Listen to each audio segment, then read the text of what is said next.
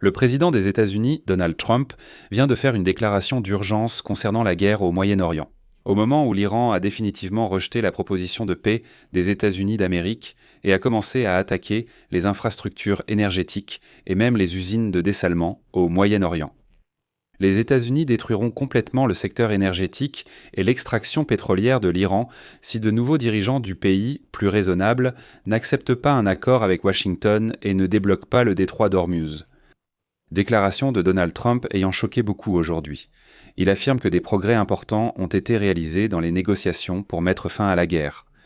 L'Iran ayant soudain changé d'avis, les États-Unis sont donc prêts à bombarder l'ensemble du secteur énergétique iranien. En réponse, l'Iran a déclaré que le plan de paix de Donald Trump était irréaliste et qu'il le rejetait. Et là, soudainement et à la surprise de beaucoup, Donald Trump déclare qu'un changement de régime a déjà eu lieu en Iran et qu'il négocie avec les nouvelles autorités iraniennes, qui sont plus conciliantes que l'ancien régime des ayatollahs. Je m'appelle Alexei Petchi, discutons ensemble de ce sujet, mais avant de commencer, je vous demande de vous abonner à cette chaîne, de mettre un like et d'écrire n'importe quel commentaire sous cette vidéo. Si vous souhaitez soutenir le travail de cette chaîne YouTube et que vous considérez que l'information qui s'y trouve est importante et nécessaire, vous pouvez le faire par n'importe quel don, un abonnement payant ou un parrainage. Tous les liens et les informations de paiement se trouvent dans la description de cette vidéo ou dans le commentaire épinglé sous cet épisode. De plus, abonnez-vous à ma chaîne Telegram Petchi News, le lien se trouve dans la description de cette vidéo.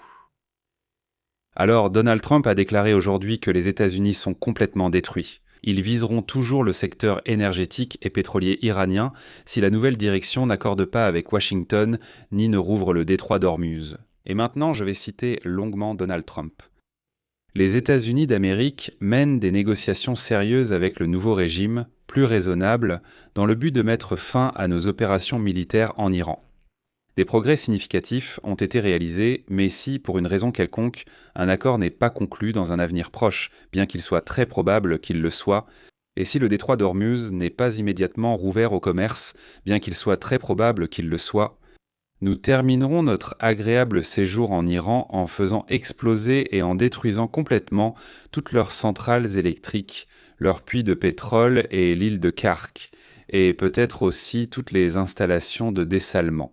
Des pays auxquels nous n'avons délibérément pas encore touché. Ce sera une vengeance pour nos nombreux soldats et autres personnes que l'Iran a torturés et tués pendant les 47 années du règne de terreur de l'ancien régime. Eh bien, cette déclaration du chef de la Maison-Blanche a été faite le lendemain de son annonce, selon laquelle Téhéran aurait accepté la majeure partie du plan américain, en 15 points, pour mettre fin à la guerre transmise par des intermédiaires au Pakistan.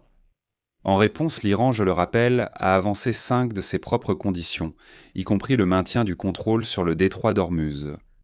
De plus, en Iran, ils inscrivent déjà dans la législation une disposition selon laquelle, même après la guerre, l'Iran conservera la possession exclusive du détroit d'Ormuz et percevra des frais pour le passage de chaque navire à travers ce détroit. Je rappelle qu'auparavant, le 21 mars, Donald Trump avait exigé de l'Iran d'ouvrir le détroit sous 48 heures, menaçant sinon de détruire toutes les centrales électriques du pays. Cependant, à l'expiration de l'ultimatum, Trump a déclaré que les États-Unis et l'Iran avaient mené des négociations très positives et productives. À cet égard, selon le président, il a chargé le Pentagone de reporter de 5 jours supplémentaires les frappes contre les infrastructures énergétiques iraniennes. Lorsque ces 5 jours se sont également écoulés, Trump a de nouveau annoncé que les négociations étaient tout simplement excellentes. Et donc les frappes contre l'infrastructure iranienne seront reportées de 10 jours supplémentaires, c'est-à-dire jusqu'au soir du 6 avril heure américaine. Et aujourd'hui, il dit encore une fois que les négociations se passent très bien. En Iran, on se moque déjà ouvertement de ces ultimatums. Le porte-parole du ministère des Affaires étrangères iranien, Esmail Baghaei, a déclaré que la liste de 15 exigences des États-Unis pour mettre fin au conflit contenait principalement des demandes excessives, irréalistes et infondées, ce qui contredit les propos antérieurs de Donald Trump, président des États-Unis affirmant que l'Iran aurait accepté beaucoup de choses. Baghaei a ajouté qu'il n'y a actuellement aucune négociation directe entre l'Iran et les États-Unis, en précisant que les messages de Washington ne sont transmis que par des intermédiaires. Il a ajouté que l'Iran n'a participé à aucune des récentes réunions organisées par le Pakistan avec les pays de la région, en précisant qu'elles se déroulent dans le cadre d'un mécanisme auquel l'Iran n'adhère pas. De plus, il y a ici un point très important. Je rappelle que l'Iran a menacé de frapper les usines de dessalement dans la région du Moyen-Orient, si Donald Trump met à exécution sa menace de détruire le secteur énergétique du pays. Pour l'instant, Trump ne fait que menacer, mais l'Iran, lui, a déjà franchi la ligne. Le ministère de l'Énergie du Koweït a annoncé lundi matin qu'une installation de dessalement et une centrale électrique sur le territoire du pays avaient été frappées par l'Iran. Les analystes des pays du Golfe Persique, qui dépendent de manière critique de l'approvisionnement en eau dessalée, ont déclaré que des frappes contre une telle infrastructure, ou plutôt une infrastructure aussi cruciale, indiquent une escalade significative du conflit. Mais la déclaration la plus étrange de Donald Trump concernait le nouveau régime en Iran. Trump a soudainement déclaré qu'il y avait des contacts en cours entre Washington et Téhéran, ainsi qu'une approche très prudente de la part de la nouvelle direction iranienne. Alors que de nouvelles unités de troupes américaines arrivent dans la région, l'Iran prévient qu'il n'acceptera aucune humiliation. Personne n'a vraiment compris de quelle nouvelle direction il s'agissait, puisque le régime est toujours entre les mains de la famille Khamenei et des combattants du corps des gardiens de la révolution islamique. Le Pakistan, qui joue le rôle de médiateur entre Téhéran et Washington, a précédemment annoncé qu'il se préparait à accueillir des négociations dans les prochains jours. Et c'est alors que Trump a déclaré que, selon lui, les États-Unis avaient déjà réussi à changer de régime à Téhéran après que les dirigeants suprêmes aient été tués lors des frappes. Et l'Iranien Ali Khamenei ainsi que d'autres hauts responsables, et il a souligné à 2 reprises que leur successeur semble raisonnable. C'est déjà un signal très intéressant, car les analystes avaient averti que Donald Trump pourrait simplement déclarer la victoire et partir, même s'il n'y avait pas de véritable victoire. Donald Trump dit « Nous avons déjà provoqué un changement de régime. C'est fait. Si vous n'avez pas compris, c'est déjà arrivé. » En Iran d'ailleurs, on ne croit pas du tout Donald Trump.